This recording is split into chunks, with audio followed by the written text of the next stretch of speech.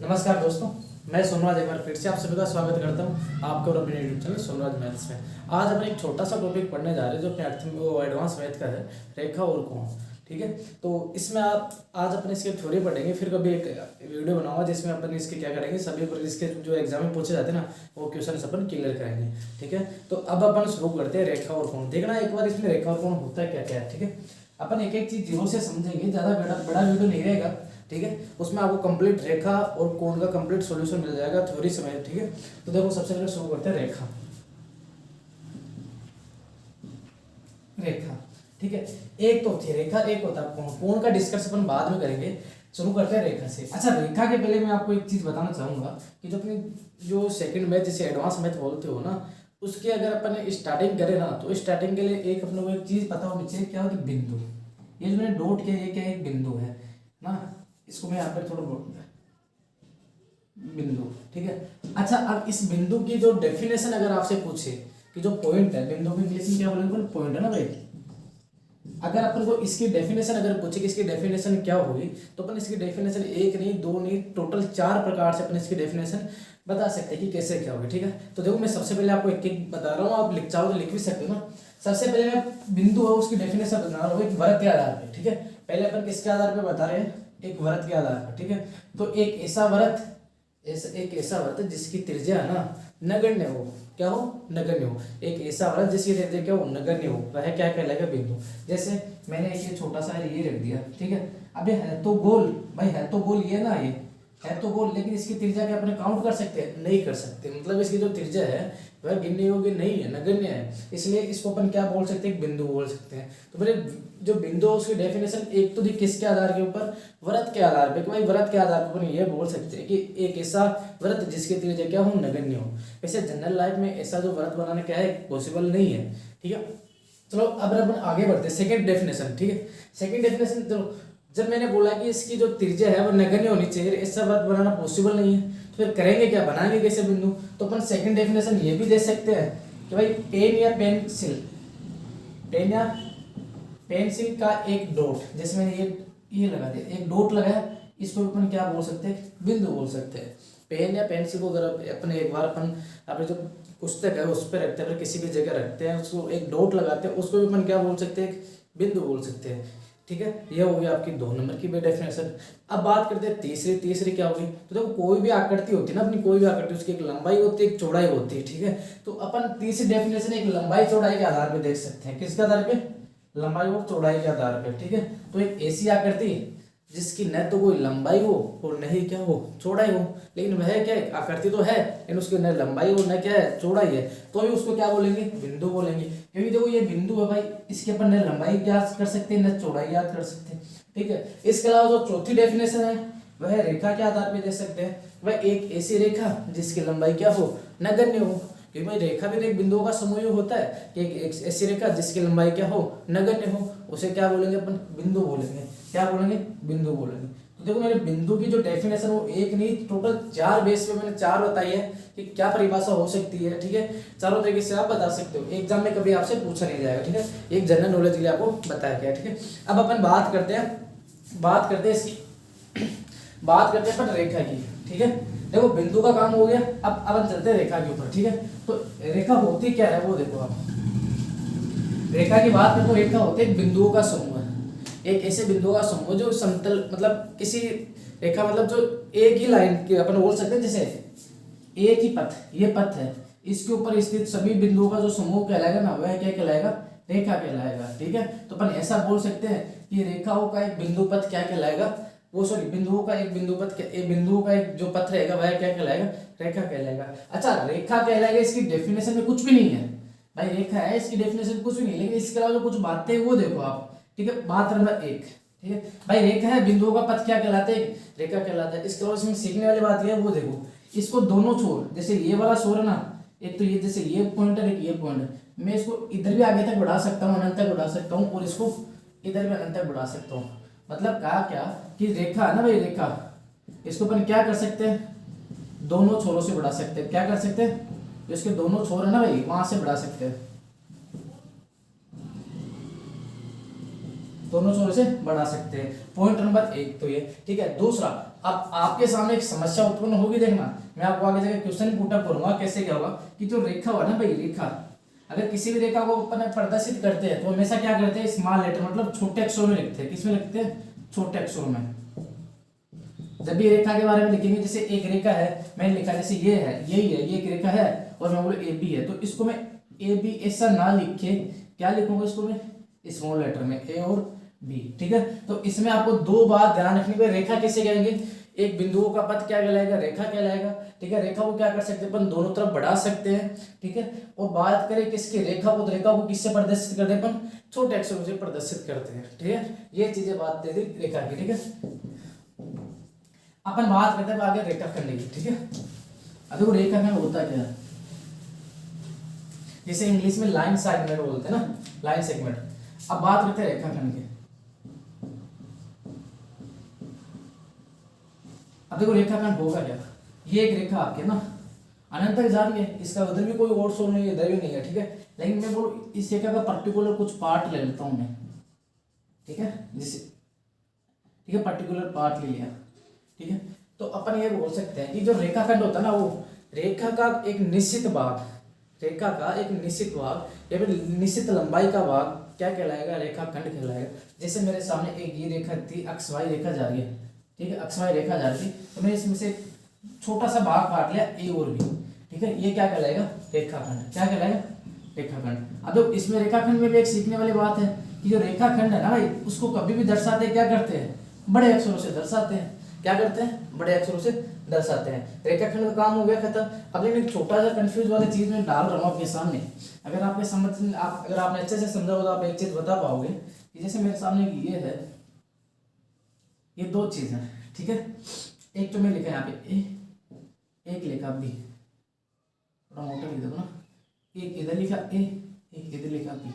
अगर मैं इन दोनों में से पूछूं तो भाई कौन सी रेखा और कौन सा रेखाखंड है, भाई कौन सी रेखा और कौन सा रेखाखंड है, तो देखो अपन डिस्कस, देखो रेखाखंड भी एक रेखा का ही भाग है भाई, जो रेखाखंड ना वो भी एक क्या रेखा का भाग है। लेकिन दिक्कत है कि भाई ये निश्चित बात दूरी लंबाई होगी, इसकी निश्चित लंबाई होगी, जब इसकी निश्चित लंबाई होगी नहीं, इसको अपन दोनों छोर बढ़ा सकते हैं, इसको बढ़ा नहीं पाएंगे क्योंकि लंबाई निश्चित हो जाएगी, ठीक है। लेकिन आपको ये चीज इसने बोला नहीं कि कौन सी कहाँ तक, उसने एक सिंपल रेखा खींची है और इसमें एक ए बी लिखा है, दूसरे में भी ए बी लिखा है। अगर पूछे रेखा कौन से, रेखाखंड कौन सा, तो इस केस में अपन करेंगे क्या कि जो छोटे अक्षर वाले है ना भाई, छोटे अक्षर वाले, ठीक है, तो ये तो क्या होगी आपकी रेखा, क्या होगी रेखा।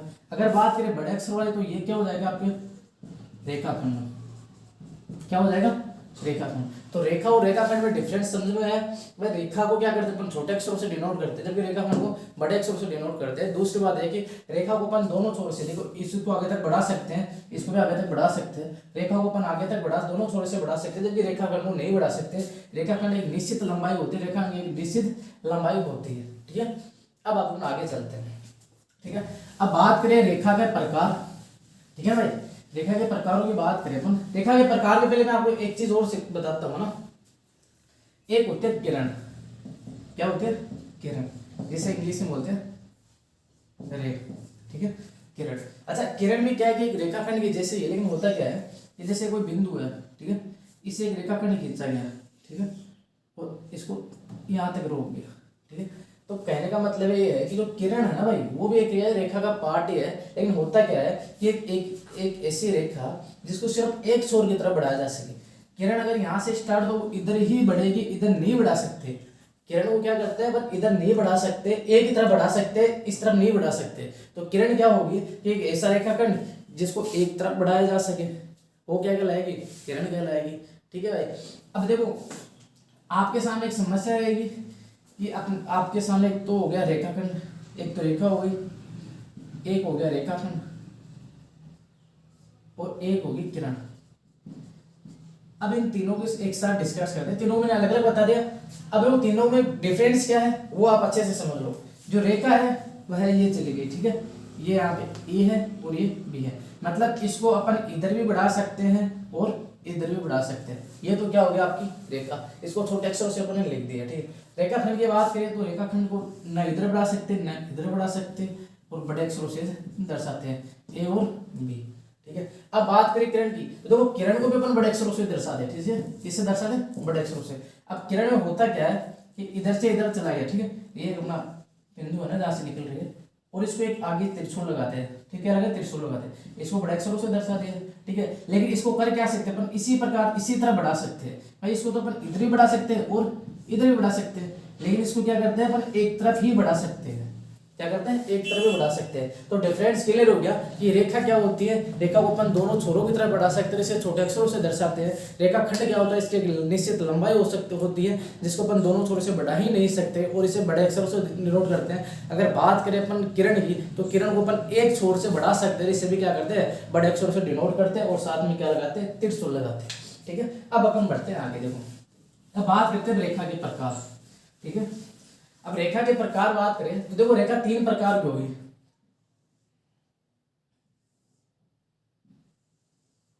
एक तो होती है समतल रेखा, वो समांतर रेखा है, ठीक है।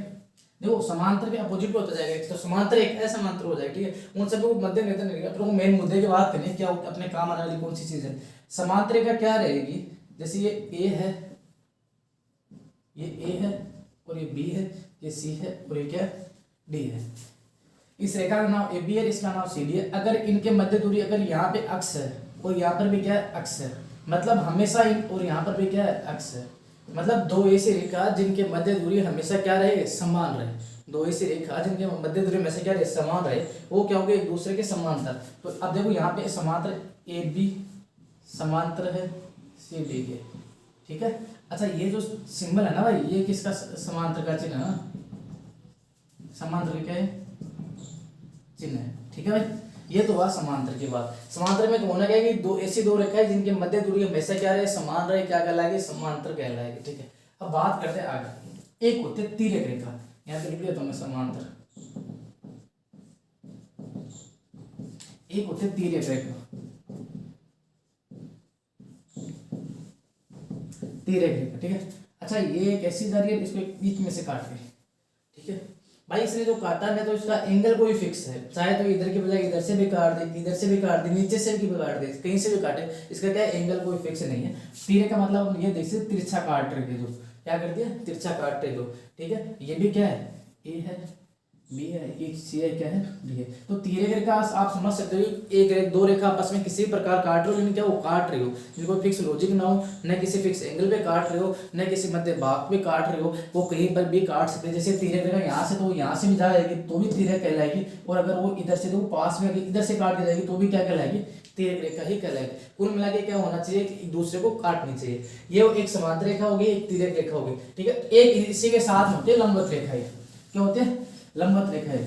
वो क्या होते हैं, वो देखो होता क्या, जैसे एक ये है रेखा, ठीक है, ये ए और बी है, यदि दूसरी रेखा इसको 90 डिग्री एंगल के साथ में लंबवत काटे, 90 डिग्री एंगल के साथ में, ये सी है और क्या है, डी है, अगर इसको काटे, जरूरी है कि इसके मध्य बिंदु पे काटे। अगर यहाँ भी काटे कोई रेखा, जैसे ए बी सी डी ना, अगर कोई ई है और ये एफ है, ये भी क्या है, जैसे 90 डिग्री पे काट रही है, तो अपन ये बोल सकते हैं कि जो ए बी है ना, वो सॉरी ये ना सी डी लंबवत है किसके, ए बी के, मतलब ए बी के साथ में कितने डिग्री का कोण बना रही है, 90 डिग्री का बना रही है। इसी चीज को अपन ऐसे भी बोल सकते हैं कि जो ई एफ है ना भाई, ई एफ है जो लंबवत है किसके, ए बी के, मतलब 90 डिग्री का कोण बना रही है। तो लंबवत रेखा का मतलब क्या हुआ कि वह 90 डिग्री के कोण के ऊपर काटती हुई निकल जाए, वो क्या कहलाएगी, लंबवत रेखा।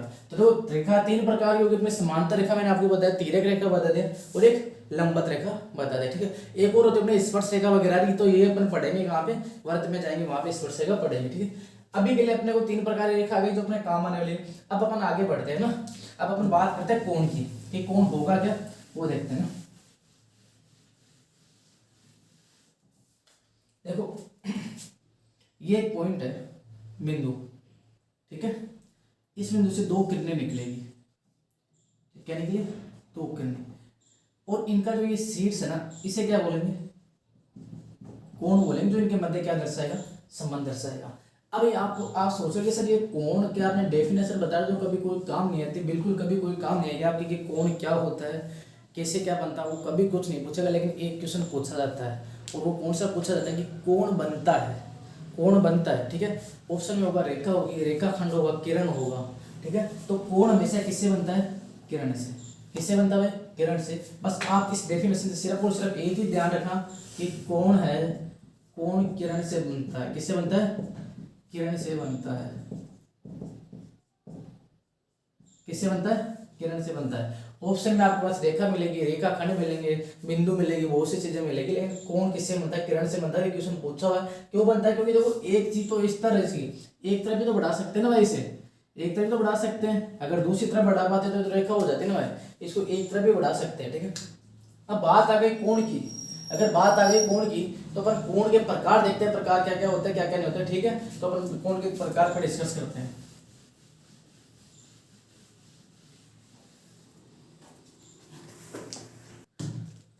देखो अब अपन पढ़ते हैं कोण के प्रकार। ठीक है, क्या पढ़ते हैं? कोण के प्रकार, कोण के प्रकार। ठीक है, सबसे पहले देखो अपन एक होता है न्यून कोण। क्या होता है?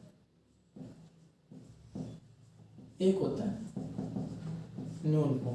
ठीक है, न्यून कोण इसको अपन एक्यूट एंगल भी बोलते हैं, एक्यूट एंगल। ठीक है, होता क्या है कि इसमें जो थीटा होता है ना, कोण होता है, ये जो थीटा है ना, ये छोटा होता है किससे? 90 डिग्री से। ठीक है, अपन या फिर ऐसे भी बोल सकते हैं जो थीटा की वैल्यू है भाई 0 डिग्री से बड़ी है, लेकिन 90 से क्या रहेगी? छोटी रहेगी। जैसे कि मैं आपको एक आकृति बना करके बता देता हूँ। जैसे आपके सामने ये है, ये जैसे बन गया 30 डिग्री। क्या बन गया? 30 डिग्री। ठीक है भाई, तो ये क्या हो गया अपने एक्यूट एंगल है, न्यून कोण। तो न्यून कोण का मतलब क्या हुआ? 0 से लेकर 90 डिग्री तक का कोण क्या कहलाएगा? 90 डिग्री से कम क्या हो कहलाएगा? न्यून कोण कहलाएगा। ठीक है, आगे बात करते हैं। इसके बाद अपन चलते हैं दूसरा, समकोण। समकोण, ठीक है, बाय कर दो, राइट एंगल, राइट एंगल। ठीक है, होता क्या है इसमें कि जो कोण होता है वह क्या होता है? थीटा होता है, वो 90 डिग्री के बराबर होता है। ठीक है, मतलब हुआ क्या कि ये जो एंगल है ना अपने पास में, ये इधर भी 90 डिग्री, इधर भी क्या हुआ? 90 डिग्री। तो अपने पास क्या कहलाएगा? समकोण कहलाएगा। ठीक है, ये कोण के दो प्रकार हो गए, न्यून कोण हो गया, समकोण हो गया। ठीक है, इसी प्रकार अपन आगे चलते हैं तीसरे कोण के ऊपर, है ना। क्या आप समझते रहना है ना, बाद में तीसरे को चले। तीसरा होता है अधिक कोण त्रिभुज। क्या होता है? अधिक कोण। इसको क्या करेंगे अपन? जैसे ये है,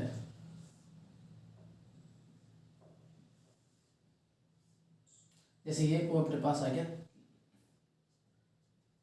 120 डिग्री कोण आ गया। ठीक है, उस प्रकार अपन दर्शा सकते हैं कि जब अपने पास जो थीटा होता है ना, वो होता है कि 90 डिग्री से तो क्या होता है? बड़ा होता है, लेकिन छोटा कैसे होता है? 180 डिग्री से। 180 डिग्री से क्या होता है? छोटा होता है। तो जो अधिक कोण अपन उसमें बोल सकते हैं 90 डिग्री से लेकर 180 डिग्री के मध्य जो कोण आएगा उसे क्या बोलेंगे? अधिक कोण बोलेंगे। ठीक है, अपन बात करते हैं चौथा कोण। ठीक है, अब देखो एक होता है सरल कोण। क्या होता है? सरल कोण, या फिर इसे अपन रिज्जु कोण भी बोलते हैं। क्या बोलते हैं?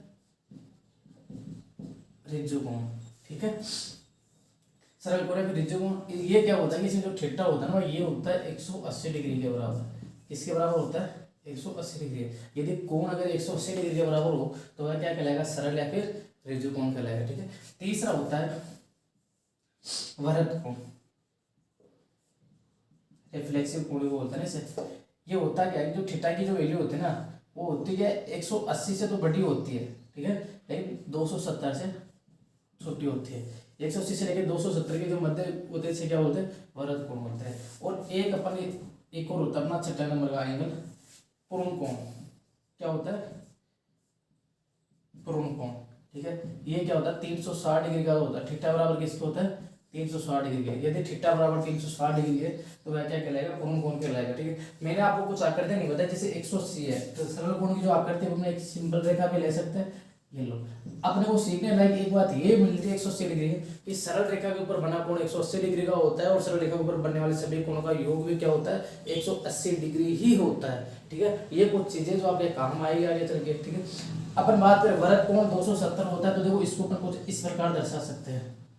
ठीक है, तो ये वाला कोण हो गया, जैसे अपन ने ऑप्शन दे दी कि 222 225 कर दिया थीटा बराबर। ठीक है, तो इस प्रकार से इसकी आकृति बन जाएगी वृत्त कोण की, क्योंकि 180 से तो बड़ा है और 270 से क्या हो गया?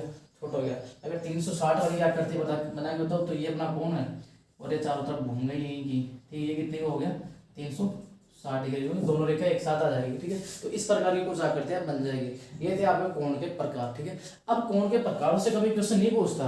कोण के ऊपर इसके दो प्रकार के कोण और बनते हैं, एक तो समरूप कोण बनता है, एक पूरक कोण बनता है, एक संपूरक कोण बनता है। वहां से आपके सामने क्वेश्चन निकल के आते हैं। चलो अपन चलते हैं उनके ऊपर। एक होता है संपूरक कोण, होता है कॉम्प्लीमेंट्री कोण एंगल बोलते हैं। एक वो सॉरी पूरक कोण तो उसे कॉम्प्लीमेंट्री एंगल बोलते हैं, और जो संपूरक होता है उसे सप्लीमेंट्री एंगल बोलते हैं, ठीक है। तो शुरू करते हैं पूरक और संपूरक। एक तो होता है पूरक, एक होता है संपूरक। अंतर क्या है समझ लेना। अगर आप स्टेट लेवल की वैकेंसी की तैयारी कर रहे हो, वहाँ पे डेफिनेटली एक क्वेश्चन मिलता है आपको। और अगर आप राजस्थान से बिलोंग कर रहे हो, राजस्थान के अंदर अगर आप टीचर की भी एग्जाम दे रहे हो, तो टीचर में फर्स्ट लेवल सेकेंड लेवल हमेशा एक क्वेश्चन पूछा जाता है यहाँ से, ठीक है। तो होना क्या है वो देखो, जैसे आपके सामने ये कोण बना रहा हूँ मैं, जैसे दो कोण है, ठीक है। ये आपके सामने अक्ष है और ये क्या है उपाय है, ये इधर ये आपके पूरा कोण दिखा दिया है ना मैं, ठीक।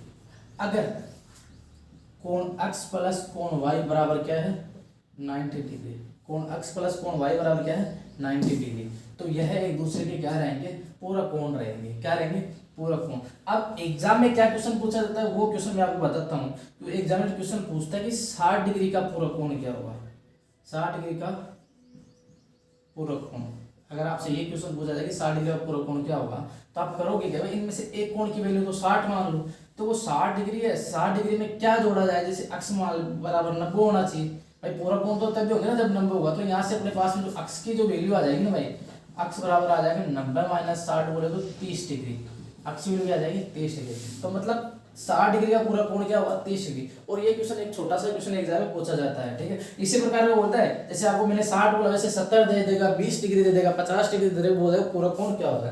तो पूरा कोण का मतलब क्या समझे, कि ऐसे दो कोण जिनका योग क्या हो 90 डिग्री हो, क्या कहलाएंगे पूरा कोण कहलाएंगे। इसके बाद अपन बात करते हैं संपूरक कोण की।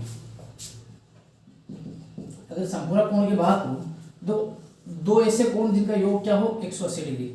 जैसे अपने पास में एक अक्ष है और एक क्या है y है, क्या है एक अक्ष और क्या है y है। जैसे कोण अक्ष प्लस कोण y है, ठीक है। इनका यदि सम अगर अपने पास में 180 डिग्री है, सम क्या है यदि 180 डिग्री है, तो ये क्या होंगे एक दूसरे से संपूरक होंगे। जैसे आपके सामने मैं एक क्वेश्चन आ रहा है आपके सामने एग्जाम में है कि भाई 110 का संपूरक कोण क्या होगा, तो 110 डिग्री का संपूरक कोण क्या होगा। अगर आपसे बोले 110 डिग्री का संपूरक क्या होगा, तो पर आप करोगे क्या 180 माइनस 110 बराबर क्या आ गया 70 डिग्री, क्या हो जाएगा इसका संपूरक कोण हो जाएगा। क्योंकि दो कोणों को तो कोण संपूरक कब होंगे, जब उनका योग क्या होगा 180 डिग्री होगा, ठीक है। यहाँ से आपके पास में एग्जाम में क्वेश्चन बन करके आता है, ठीक है। देखो अभी तक मैंने दो कंडीशन बताई जहां से एग्जाम में आज के पहले क्वेश्चन पूछे गए और आगे भी पूछे जाने के चांस है। पहली चीज कोण की डेफिनेशन से मैंने बताया था भाई कोण किससे बनता है, तो कोण किरणों से बनता है न कि रेखा से। और बच्चे क्या कंफ्यूज होकर रेखा के ऊपर क्लिक मारते हैं, ठीक है। तो वह क्या होता है कोण किससे बनता है, किरण से बनता है न कि रेखा पे। अगर अपन आगे बात करें तो आगे पूरा कोण और संपूरक कोण से जो क्वेश्चन आता है, जो मैंने बताया कि इस प्रकार से एक क्वेश्चन पूछा जाता है, ठीक है। इनके अलावा एक और क्वेश्चन बनता है जो अपने संगत कोण एकांतर कोण बनते हैं भाई, वहां से बनता है। तो चलो अपन जो इस जो टॉपिक है ना अपना, उसके जो एक मोरल या फिर अपन क्या जो पूरा निचोड़ है ना, वो उस जगह पे अपने को मिलने वाला है। तो अपन अभी तक पढ़ा उन्हीं चीजों के बेस पे अपन सोल्व करेंगे, ठीक है। तो अपन आगे देखते हैं ना क्या होता है। देखो आपको करना कुछ नहीं, समझते रहना ना। सबसे पहले अपने पास दो रेखाएं हैं, एक तो AB और एक CD, और मैंने बीच में लगाया था समांतर का चिन्ह, मतलब ये दोनों क्या एक दूसरे के समांतर है। जैसे कि मैंने एक तो ये हो गई, एक ये हो गई। दो रेखाएं क्या है, ये A और ये B, ये C है तो ये क्या है D है। दो रेखाएं क्या है एक दूसरे के समांतर। समांतर का मतलब आप समझ रहे हो ना, इनकी जो मध्य दूरी है वो यहाँ भी समान है, यहाँ भी समान है, यहाँ भी समान है। यदि यहाँ पे अक्ष तो यहाँ भी अक्ष होगी और यहाँ पर भी अक्ष होगी, मतलब सभी जगह क्या रहेगी दूरी समान रहेगी। एक तीसरी रेखा तिर्यक रेखा, ये आगे अपने पास में ABCD आ गए ना, ये ले लो और एक ले लो, ठीक है। कोई भी एक तीसरी रेखा आके वो तिर्यक रूप से काट रही है, ठीक है, तिर्यक रूप से काट रही है, ठीक है। तो अब यहाँ से अपने सामने दो तीन चीजें आती हैं, ठीक है। दो तीन चीजें कौन सी आती है, एक तो बनता है संगत कोण और एक बनता है एकांतर कोण। एक तो बनता है संगत कोण, एक बनता है एकांतर कोण, ठीक है। तो मैं वो आपको बता रहा हूँ ना। सबसे पहले देखना, इनको नंबर दे देते हैं कोणों को। ये 1 नंबर, ये 2 नंबर, 3 4 5 6 7 और 8, ठीक है भाई। करे सुनो, देखो सबसे पहले बात करते हैं एकांतर कोण की।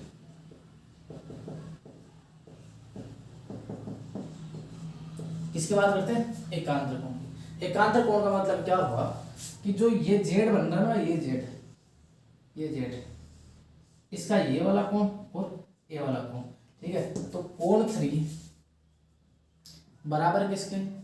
कोण 6 के। कोण 3 बराबर किसके? कोण 6 के।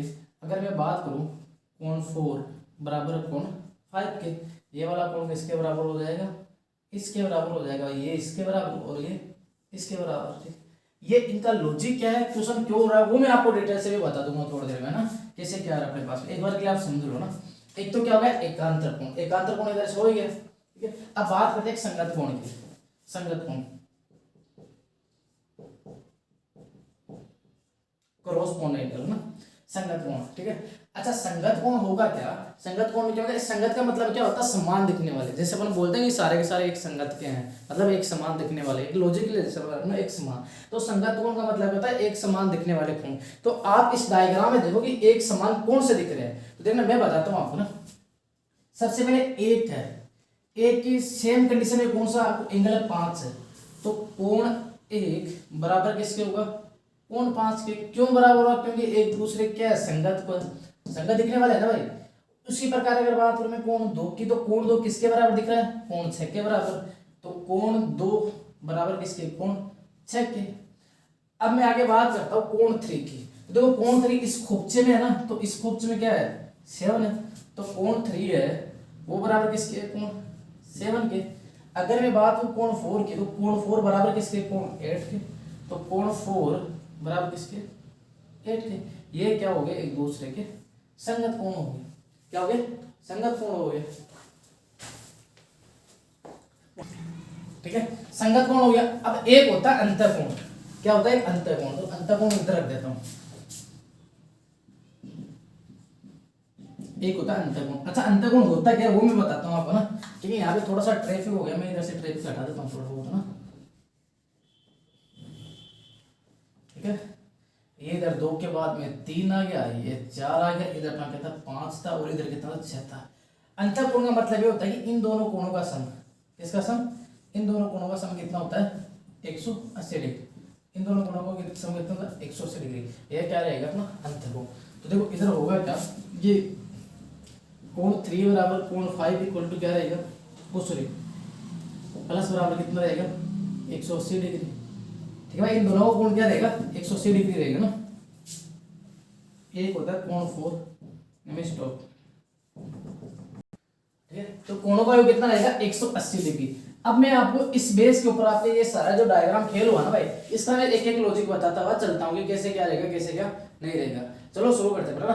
अंतर कोण हो गया भाई, ठीक है। अंतर कोण में कितना होता है? 180 डिग्री, ठीक है। संगत कोण मतलब समान दिखने वाला कोण। एकांतर कोण मतलब तिरछे कोण, ये इसके बराबर, ये इसके बराबर, ठीक है। अब मैं शुरू करता हूँ इसको हटा करके एक एक चीज समझाने की कोशिश करता हूँ अपन, समझना आप ना भाई कैसे क्या हो रहा है, कैसे क्या नहीं हो रहा, ठीक है। अपन पहले किसी में वो नहीं डालेंगे अपन, ठीक है। शुरू करते हैं सबसे पहले ना। अच्छा मेरे को एक चीज बताओ, दो कोणों का कितना होता है? 180 डिग्री ना। जैसे मैं कुछ वैल्यू मान रहा हूँ ना, वैल्यू मान करके समझाऊंगा आपको अच्छे से समझ आएगा। ये आपको पता है ये कोण नंबर 1 है, ये कोण नंबर 2 है, ये कोण नंबर 3 है, ये कोण नंबर 4 है, और ये कोण नंबर 5 है, ये कोण नंबर 6 हो गया, और ये नीचे 7 है, और ये 8 है। मैंने ये इस इन्हीं कोण के मान रखा है। मैंने दूर दूर क्यों लिखा है? क्योंकि मैं एक वैल्यू मान रहा हूँ, इस बारे में वैल्यू मान के समझाऊंगा। लेकिन आपको एक कोण पता चलने के बाद आप कैसे पता करोगे, ठीक है। जैसे सपोज करो आपके सामने ये कोण आ गया 50 डिग्री, 50 के ये कोण ले लो 80 डिग्री। कितना ले लिया? 80 डिग्री। अब है ना आपका पूरा रिवीजन हो जाएगा, ठीक है।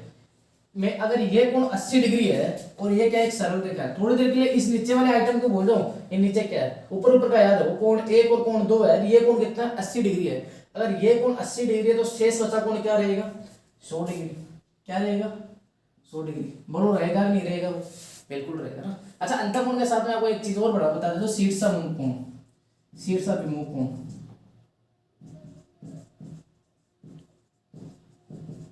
शीर्षाभिमुख कोण। और ये होता क्या है वो देखो, ये इसमें क्या होता है, अगर ये अक्ष है तो ये भी क्या है, ये अक्ष है तो ये भी क्या होगा, अक्ष होगा। ये वाई है तो ये भी क्या होगा, वाई होगा। मतलब आमने सामने कोण क्या होते हैं, समान होते हैं शीर्षाभिमुख कोण में ना। तो देखना इन सभी का लॉजिक लगाते हुए आगे बढ़ते चलते हैं, ठीक है।